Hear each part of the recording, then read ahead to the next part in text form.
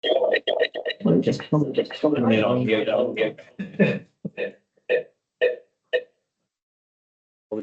right. Welcome back, everybody. This is session number 4, the last session, day 1, or 2 days, hearing stream number 13, just looking at rezonings within the Masterton, Carterton, and South Wairarapa districts. We have heard from all 4 officers so far, and we've heard from 8 of the 10 submitters that are attending today. So you're the penultimate. Welcome. I see you've got a large offer with you. As I indicated, we had a very useful session with the 42A officer this morning, and we were able to understand how this matter has evolved. Rather than me summarise that, I'll let you speak to that, and if you want to take us through citizens changed and introduce your client, and we can talk about how we see them. Yeah, sure. Tēnā koutou. Thank you for having us. My name is Tori McDonnell. I'm a consultant planner with Insight and working on behalf of the submitters. So I have James Wallace, aka Jim, next to me. He'll give a brief overview of the property in a second. We also have in the room Leslie and Rosemary, who are the submitters, and we have Alan Blyde and Sam Wilkie, who over here, Both from Envelope. Working on civil engineering and transport respectively. So yeah, I'll just pass over to Jim for a second to give a brief overview of the property, and then we'll get into the submission. Thank you very much for the opportunity.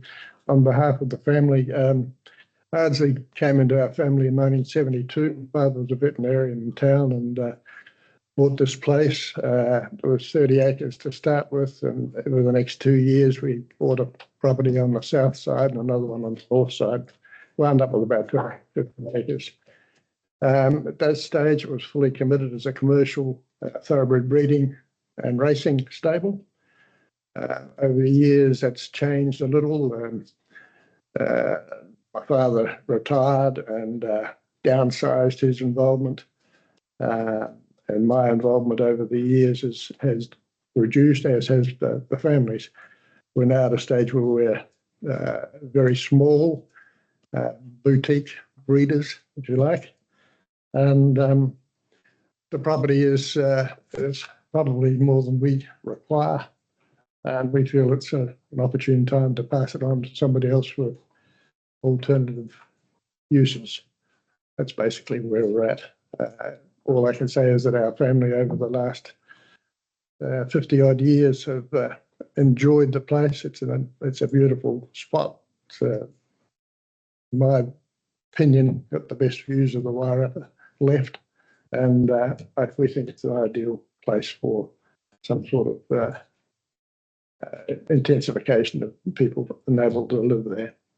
Thank you, Jim. I'll just thank you for that factual presentation. Any questions arising in this panel? Good. I've just got one. And who have you got standing at the moment? Nothing at the moment. No. We're out of it. We've been out of the stallion game for a little while. That's just run as a sort of a farming operation at the moment. It's a thoroughbred breeding operation with a racing stable. Oh, with a stable.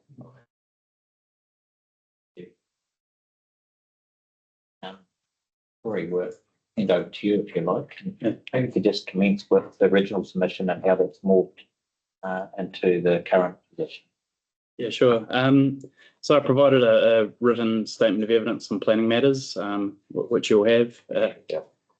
In there, I outlined how the submitters have, the original submission sought the primary relief sought, I guess, was that there'll be general residential zoning on the western portion of the site and rural lifestyle on the eastern side.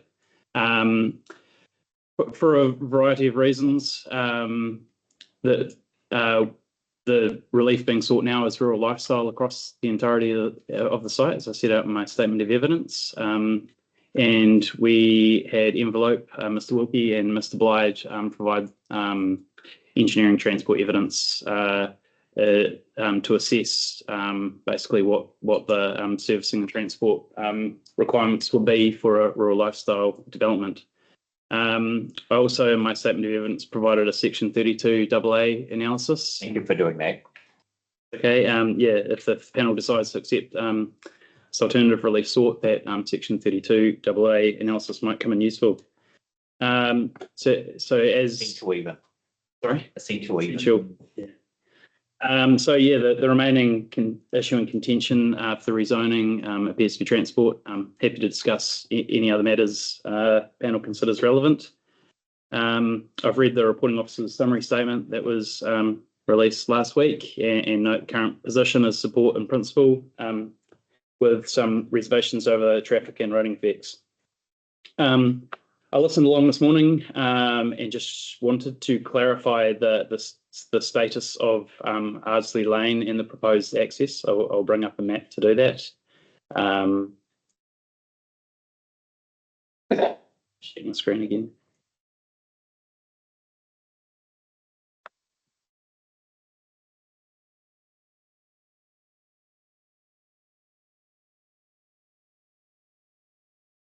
While you're doing that, I could signal that Mr. Blyde probably not going to have a great deal of questions for you. If we do have any questions, they're largely going to be to Mr. Wood. Have a perspective. So the property is where my cursor is now. It's the bulk of the property, as well as these two allotments with the the proposal that Envelope drew up was basically looking at what would happen under a subdivision down to 0.5 of a hectare, which is what would the proposed minimum lot size when the plan was notified. Just to look at that as a sort of maximum sort of development scenario, just to check, just to stress test the roadings network and stormwater network.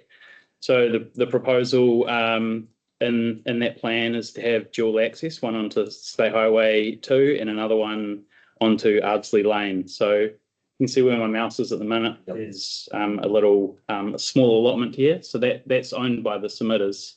It has its own title. There's one property here that has right-of-way access over it to the cul-de-sac.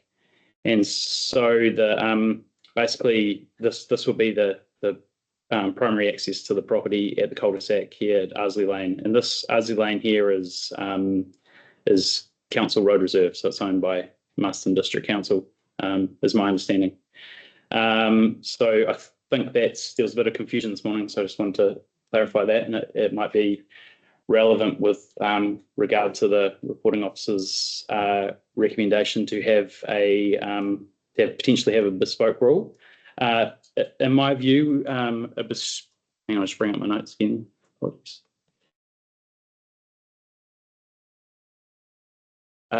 In my view, the plan has mechanisms for council to require an appropriate access through both the subdivision chapter and the transport chapter. Both of these, if you don't provide an access that meets council standards, it defaults to a restricted discretionary activity under the transport chapter. There's also a mechanism to recover the full and actual costs of any upgrades to Ardsley Lane, which is, as Mr. Wilkie noted, would be required if that was the primary access to the site. So financial contributions can be taken to fund those upgrades. So based on this planning framework and the evidence provided by Mr. Wilkie, I consider the rezoning can be supported from a transport and roading perspective. However, happy to discuss this further with panel and Mr. Horrell if he has any reservations regarding the planning framework. So it seems to me to be a technical matter that can be resolved and shouldn't preclude the rezoning request. So yeah, in the interest of keeping it brief, I'm happy to take any questions from the panel. Just see if they're. Yeah, I've just got one brief one. If you hit a bit of a roadblock, excuse the pun, with NZTA, Do you think you are capable of carrying that Ardsley Lane on to make it the only access? Yes, that's Mr. Wilkie's evidence specifically looks at that scenario from a transport perspective, and he can support it from a transport perspective, having the full basically a full subdivision going through there if access wasn't gained to State Highway 2. Okay.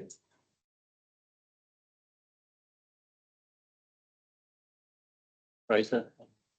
Right? Nothing? On traffic? On traffic? Okay. Questions? Paragraph 24 of the summary statement, Mr. Horrell. Bush.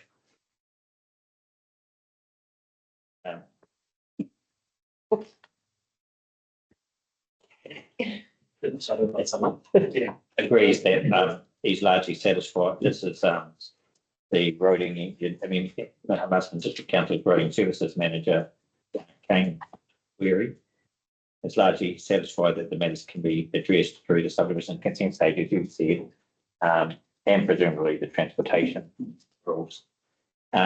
He notes that the feasibility of servicing and development via Ardsley Lane is contingent on the full extent of the required upgrades and widening being implemented. And I presume the other full extents as assessed by Mr. Wilkie. Correct. Yeah. It's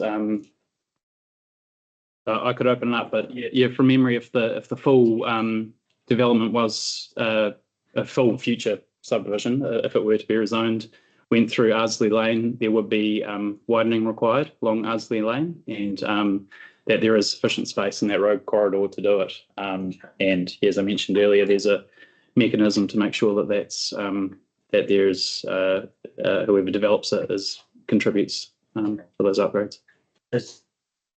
Was there any disagreement on the extent of the upgrades in terms of the metrics?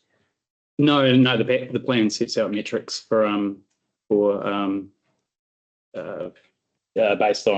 based on the number of lots or units that'll be servicing, and yeah, that's not in contention, at least as far as our submission is concerned. Okay. Just staying on Ardsley Lane, and let's assume, just for the moment, that all access is from there.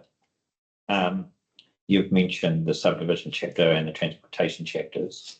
I don't want to put you on the spot, but at some stage, will you be able to provide us with the appropriate rule framework that would deal with access arrangements under both of those district-wide rules? Yeah, I can just do that now. I can do it now. Yeah, it's Rule 7 of the transport chapter says basically all activities, land use activities in subdivision are permitted where they comply with standards 1 to 28 of the transport chapter, and standard 1 is road design. So any access way with potential to accommodate more than 15 units shall be formed as a road in accordance with the council's engineering standard. Yes. Yeah. And any shared access way shall have legally enforceable arrangements for maintenance of the access. And yeah, just to catch all roads shall be formed in accordance to the engineering standards. So that's so that would apply to a future development. And if the development comes in at 13 or 14 and it's done in stages, that rule might not be triggered. There are some other catch-all rules, and the subdivision chapter itself requires that you have sufficient capacity. You give me those.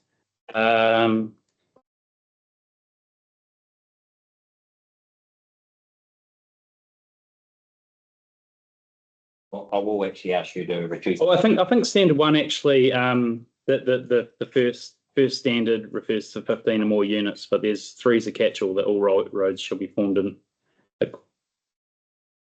Or 3. I might. Sorry, apologies. I might have to double check that. Yeah, I would be. I'm doing it on the fly, on the spot, and I will actually reduce that to writing. Yes, I have to do that. And presumably, if you could take the and that material that you do provide in writing, then take the panel through Rule 7 transport and the appropriate rule structure in the subdivision. What we're trying to actually understand is that there will be no unintended consequences in terms of controlling access if all access was from the local road. No, happy to do that. Appreciate you also commenting on financial contribution situation in terms of roading upgrades too, and that piece of work that you're going to do.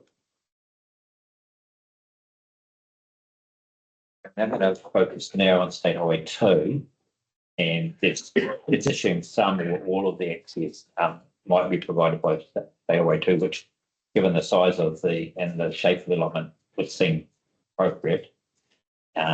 So that the traffic share between local and state highway. We noticed immediately that there was no specific further submission from NZTA on this, but there were general submissions in relation to the safety and efficiency of the highway network. What weight can we place on the fact that there was no submission from NZTA to the rezoning request? And the reason I asked that is you may be aware that I was a commissioner on a rezoning plan change here in Masterton District involving the Somerset Retirement Village, North Masterton, which fronts State Highway 2. It was an existing residential enclave, but it was going to have a major retirement village and further intensification and it would involve all access coming through the existing T intersection of the state highway. NZTA were highly opposed to that arrangement, and to a very contested hearing that went for over 5 days. And that's why I'm surprised that there's been no submission from NZTA on what's now a high-speed environment that may involve a new intersection.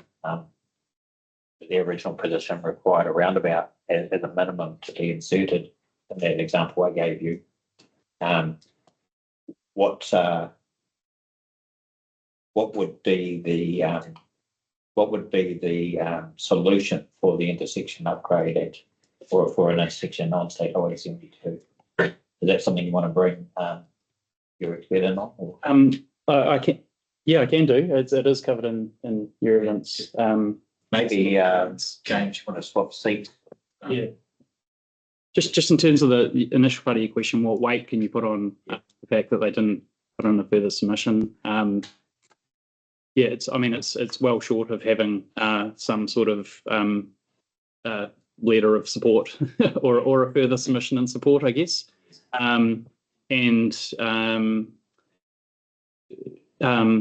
But because they are an affected party, I imagine they would reserve their right to support or oppose it until a consenting stage anyway. So it'll be because I want to see exactly what is proposed. But I'll let Mr. Wilkie talk to what will be required from a technical perspective.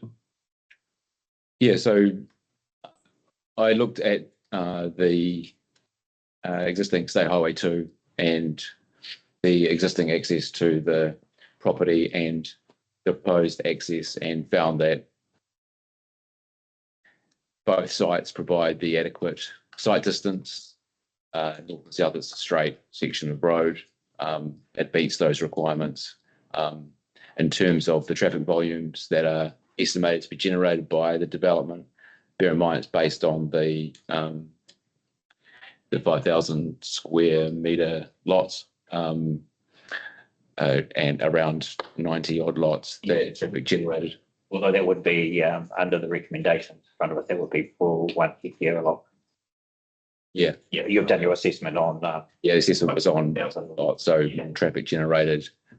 So in terms of that, traffic generated an intersection form similar to the ones that are north and south of that intersection, where you have a T intersection channelized, with turning movements separated such that right turns are separated from through traffic, and potentially which would need to be worked out in the detail design, widening for left turners out to head south, appreciating that would be the the dominant movement would be, south from that intersection. So that's what my evidence states, is my opinion that a safe intersection can be provided. Based on Osro standards. Correct.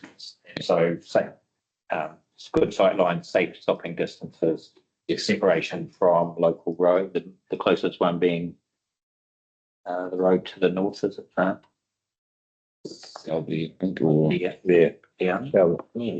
It's emerging lanes or turns. The only one would be the red fuel. the red fuel, yeah. So I'm happy to channelization sometime. The most modern one. Any deceleration or acceleration lane Potentially, yeah. and right turning bay? Or not? Yes, that would be the channelization. Yeah. And some local widening on the other side to enable that for the Correct. Any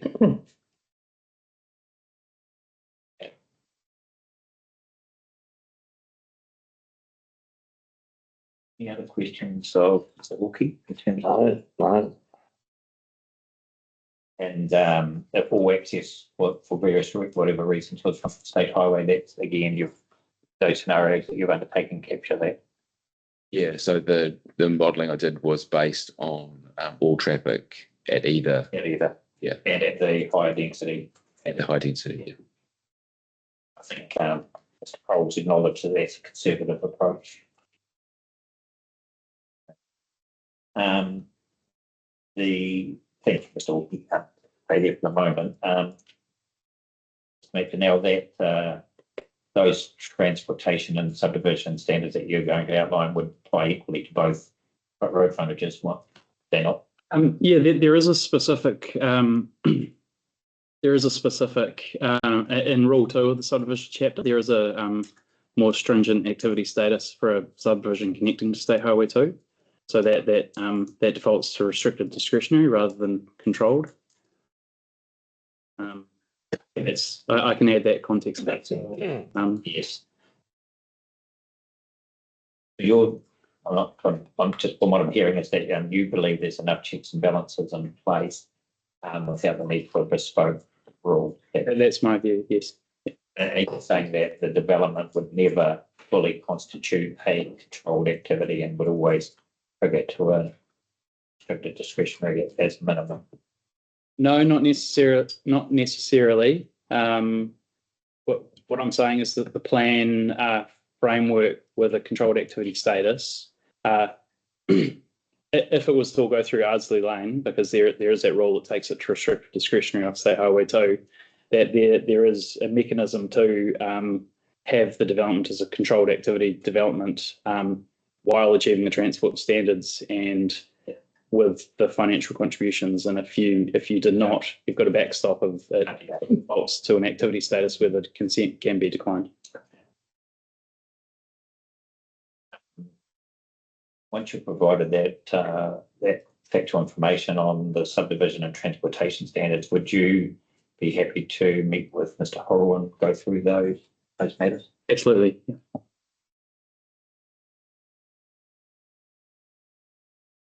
Anything further, Ken? All good. Our questions have been really predicated on paragraph 28 of the summary statement, which says, over in principle, I am in support of the rezoning request. But as noted, I continue to hold reservations over the traffic and roading effects. But that subject to, robust and appropriate activity status to allow for consideration of roading matters, the recommendation is for rezoning to occur. So that's really focusing on today. Yeah, sure. No, and as I mentioned at the outset, I'm supportive of. From a planning perspective, agree the rezoning request is appropriate, and my reading of the plan is that there are mechanisms there to ensure that there's appropriate access. And you've got an open mind. Should your exercise show that there might be some gaps, but an open mind to pulling Yes. If that's the only concern, to me that's a kind of technical planning matter, and I'm more than happy to work with Mr. Horrell to draft a rule or standard that captures it. Could think off the top of my head of a number of ways in which you could have a bespoke sort of standard or rule for a site if necessary. We ask you to provide that factual information within the next 5 working days and share it with Ruth, but we'll then pass that on to Holly. More than happy to. And then if you could get together with Mr. Horrell after that, he has a requirement to report within the 15 working days. So you can do that in days 5 to 10. That will allow him to firm up in days 11 to 15. Sounds good. I won't prolong things any further. That's all we have for you. Yeah, cool. Thank you very much, panel, for hearing us. Right.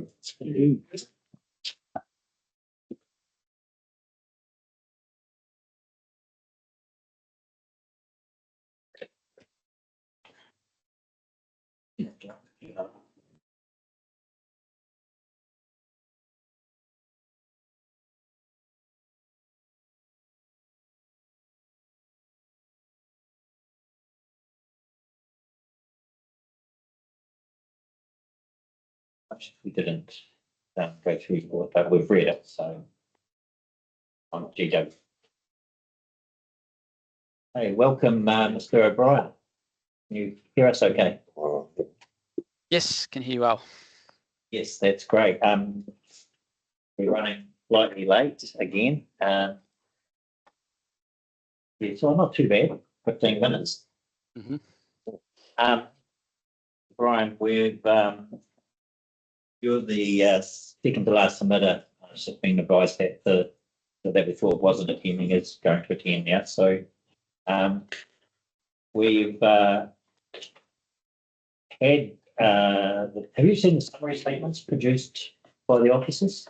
Yep, I've read them where they related to my evidence. Great, that's good. We've had one of them presented to us today from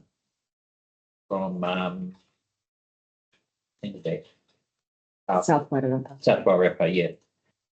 Mr. Gorman, but we didn't get a chance to hear from Ms. Falloon in relation to the Masterton matters. But we've all read the summary statement, so we're aware of what's in it. So we'll ask you to proceed and outline the Greater Wellington's position. Thank you. Yep, so today I'm just going to speak to the submission points and my expert evidence. As you mentioned, I've read the summary statements, and I'd like to thank the officers for their continued work throughout the hearings. Just start with reiterating Greater Wellington's support for our relief where it's already been accepted, in particular the reduction of the Carterton Future Urban Zone, retaining the revised extent of the rural lifestyle zone near Masterton, and the rezoning of the natural open space zones for 3 of our forests. I will split it into 2 sort of parts. The first is the rural zoning in Masterton. I think that's key issue 4 in the summary statement. So in relation to the application of the MPS for highly productive land, the exemption in clause 3.6(4), where to meet the exemption, zoning for residential purposes must show that there are no other reasonably practical and feasible options for providing the required development capacity. So in my evidence, I sought clarification of why further application of the medium density residential precinct was not practical and feasible. And the response provided in the section 42A and in the summary statements is that there are infrastructure or servicing constraints in Masterton.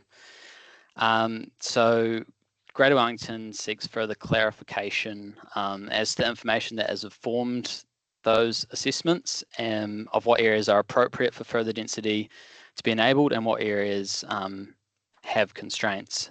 So in particular, there's a few questions we have around whether these constraints are sort of spatially focused in specific locations, or the intent of limiting the medium density zone is to manage overall infrastructure capacity.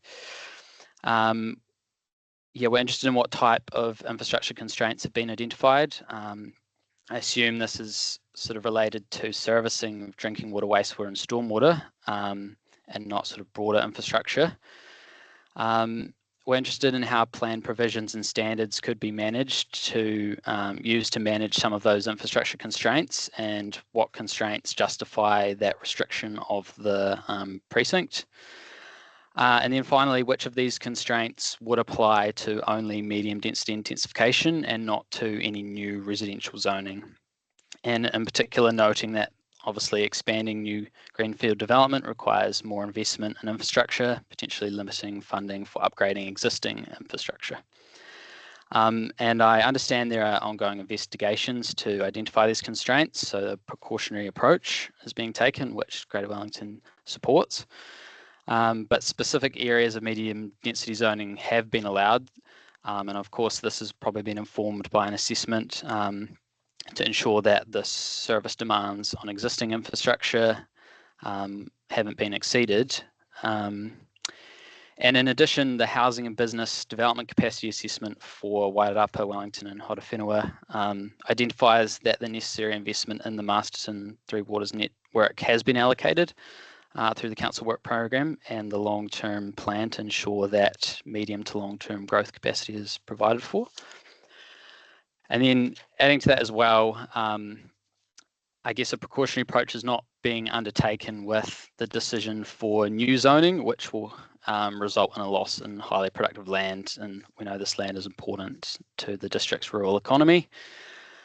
So in summary, to be confident that the MPS HPL exemption has been met, and as well as to meet RPS policy 59 on HPL as well, I consider that there needs to be sort of further demonstration that no other reasonably practical options is required, and this should also include demonstration of why plan provision standards cannot be used to deal with those infrastructure constraints. So that's my statement in relation to issue 4. I don't know if you want to do questions now or at the end. Probably at the end, I think. Cool. So moving on to key issue 1 for South Wairarapa, the extent of the future urban zone and the low density residential precinct. Yes. So I note the points raised by the officer in the summary statement that in their view it is unlikely that the development capacity that could be provided for by extra infill sites will be realised because of the mixed response to high densities in the spatial plan process. And while I acknowledge that reasonably expected to be realised as a consideration for development capacity under clause 3.26 of the MPSUD, I do not agree that the mixed response in the spatial plan process is a strong indicator of what the housing market will deliver, particularly noting the pressures for affordable housing in these parts of the Wairarapa, which may influence owner and developer intentions. But accepting that point raised by the officers that further urban expansion is needed to enable an affordable supply of residential housing, I'm just unsure why removing the low density precinct could not be also part of that drive for affordable housing as well. And we know that part of that is providing for smaller lot sizes, and homes is key to improving housing affordability and options and choices for people. So in my view, additional development capacity could be provided through removing the low density precinct, and then land could also be zoned for urban expansion, and that lines up with policy UD4 of proposed change 1 to the RPS, which requires that subdivision use and development is provided for first in existing urban zones and then through sequenced and planned greenfield development. And as noted in my evidence, the South Wairarapa spatial plan identified a desire for greater housing choices and highlighted existing challenges for seasonal and hospitality workers and young people to find affordable accommodation, including affordable rentals. And it also talks about enabling a greater variety of homes. Applying the low density precinct across the entirety of those towns limits the options for affordable housing. And with respect to the protection of the unique town and rural community character, I consider that a small increase in infill development that, as described by the officer, may actually not be realised, is not going to compromise the feel of those towns. And I would add as well that further intensification can add to walkability and community interactions and vibrancy that people value in these towns, as well as supporting local businesses with housing for workers. And in contrast, greater expansion of the town has potential to be detrimental to the town's character with further sprawl, traffic issues and isolation of development from the town's centre. Yep, that's my statement. Happy to take any questions.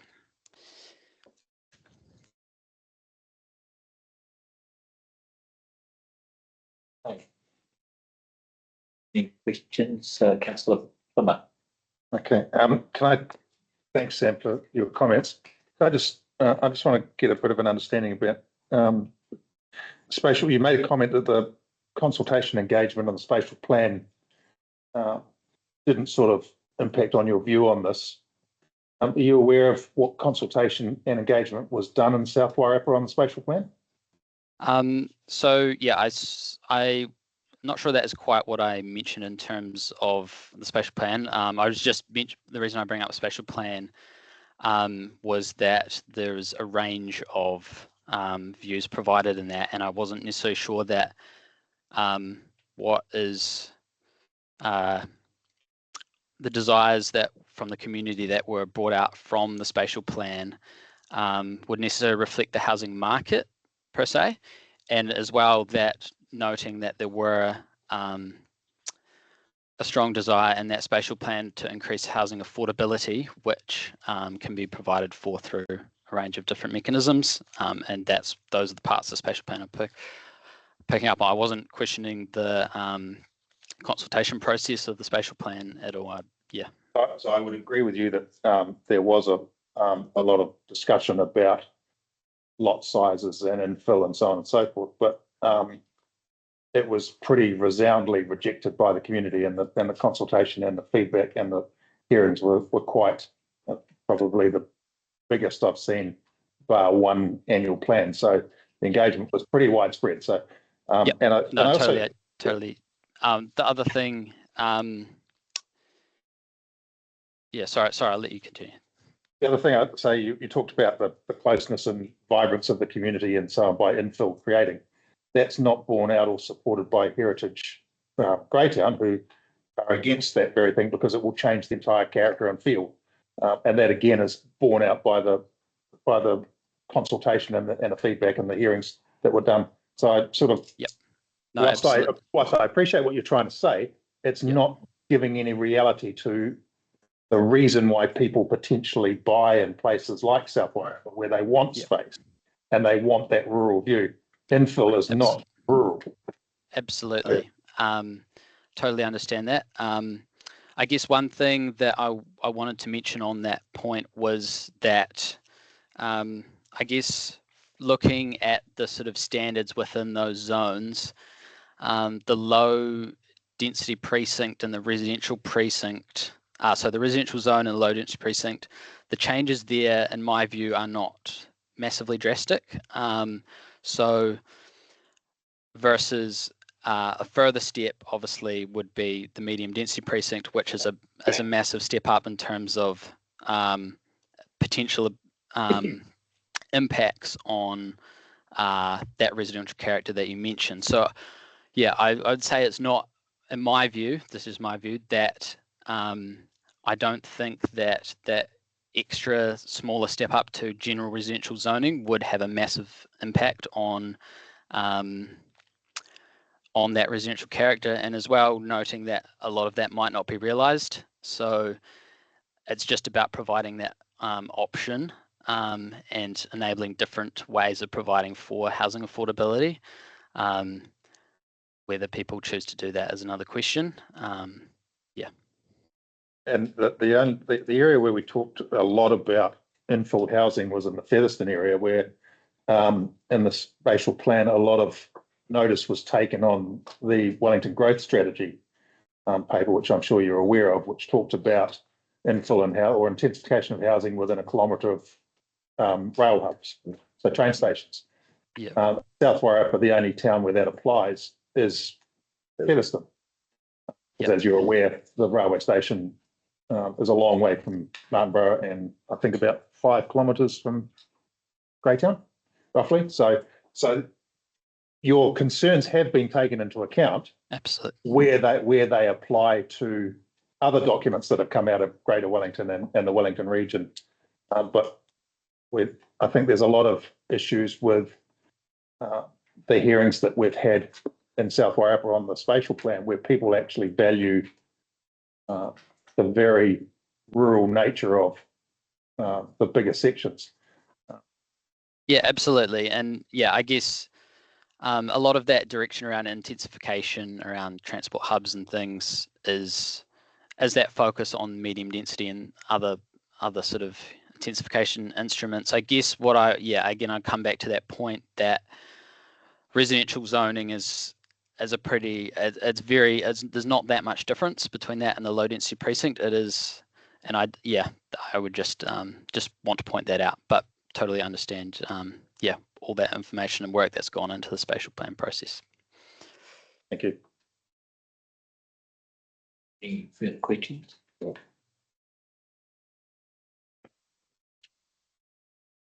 Bertha, is there anything further you wanted to add, Mr. O'Brien? No, that's all. Thank you. On that basis, just thank you for your presentation, and we may see you once more. We've got the final wrap up and integration hearing at the end of the month, so we're just setting the agenda for that at the moment and the matters that have been contained. So, not sure whether you'll be involved or not, but if you are, we'll see you then. Absolutely. Thanks. Thank you.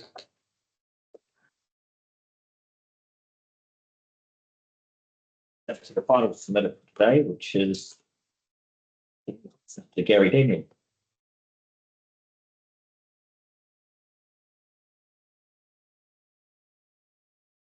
Mr. Daniel.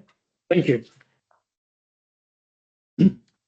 I guess the concerns I had about my property in Te Ore Road have largely been addressed, and experts that I had hired have done their job very well. But I thought it was time to reflect on a little bit of the process that came about.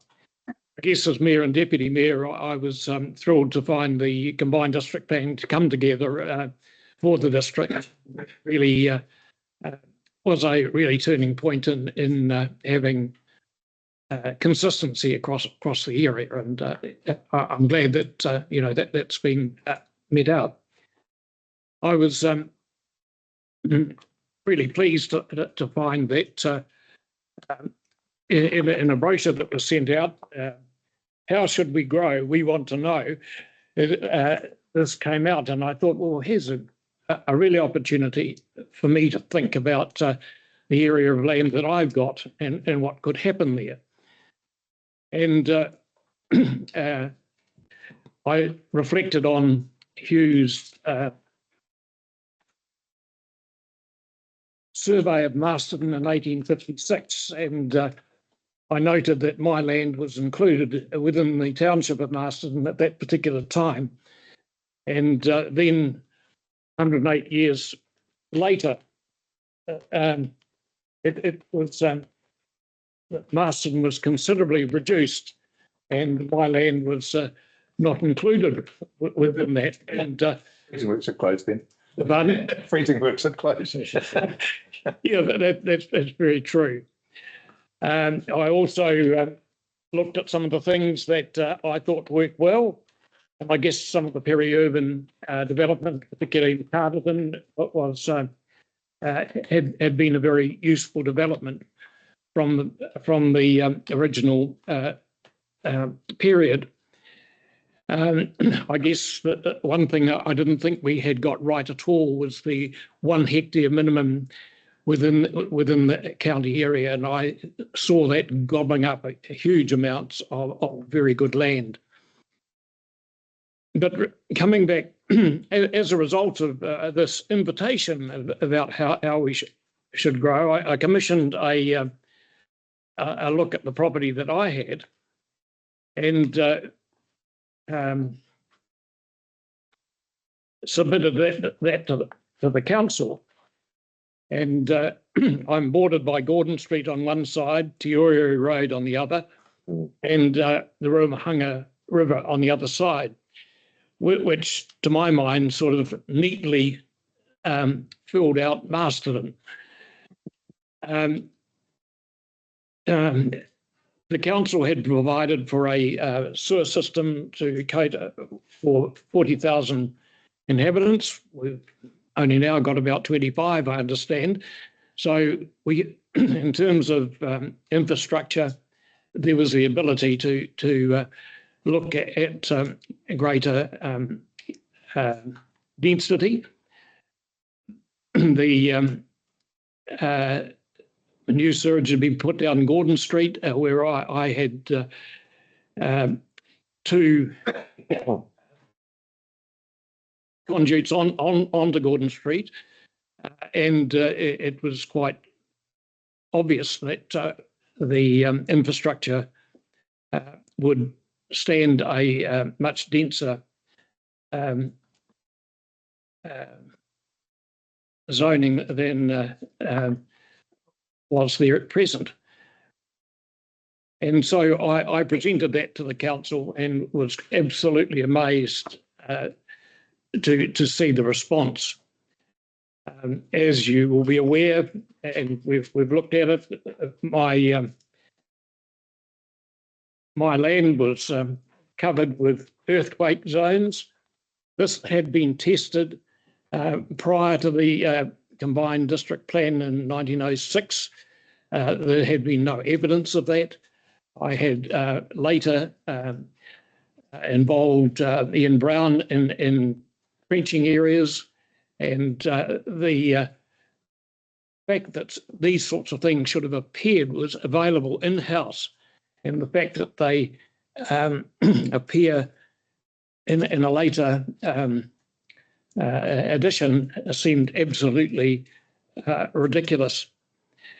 We're aware that a lot of the my lower terraces were on floodplain, and in earlier times a bridge went from Gordon Street right through to the other side of the Ruamahanga, and in 1877 that particular photograph showing the entire bridge going across for about a kilometre was quite remarkable. And of course, in due course, the extraction of the metal from Ruamahanga by the county enabled the river to have a defined path well below the time in 1877 when crossing the Ruamahanga there was a real question. Having dug many post holes on my property, I found that the classification that was given to my land was just unbelievable. The fact that a floodplain was rated as a highly productive area was quite amazing. Not only that, but the terrace area above, which was put down at 15 hectares, I'd had some lime put on recently, and they record those things very carefully, the areas, and we ended up with 7.5 hectares, much less than had been predicted. And of course, the people that came to have a look at that concluded that the productivity on that land was very low, and we recognised the outcome of that. So I guess that I'm sort of saying is that all the answers which I have sourced experts to present to you were all available to the council right at the very outset. I would suggest that this is one of the few elevated areas in within Masterton. It's got an outlook from almost every part of it to the Tararuas, to Rangatumau, to Bennett's Hill, to the river, to Henley Lake, the Mungarakis, and as far south as the Rimatakas. It's and I certainly wouldn't want to see it chopped up into wasteful areas when it really has such a potential. So it has certainly puzzled me why presentation of that I commissioned of how should we grow ended up with such negativity. Thank you. Well, there's a lot to unpack in there, and we're not going to try and do that, but other than to say where we've got to today in terms of a recommendation from Mr. Horrell to have your land rezoned is due to the work that's been done post the submission that was lodged, and in particular the work undertaken by Mr. Bruce and Mr. Milner. Sorry, who was that? Mr. Hughes and Mr. Milner. Oh, indeed. Yes, the experts. Yes. Recall that. You recall that Mr. Horrell's position at the hearing several months ago, last year, was that there wasn't sufficient evidence for him to make a call on whether clause 3.10 of the HPL was met. The work undertaken by Mr. Hughes and Mr. Milner, reviewed by Mr. Chambers, has allowed him to make a call on that. That's enabled him to recommend that the zoning proceed. We also had hearing stream number 9, I think, which was on hazards, which further allowed Mr. Horrell to understand the nature of the flooding hazard and the fault hazard, and to realise that they weren't fundamental impediments for rezoning.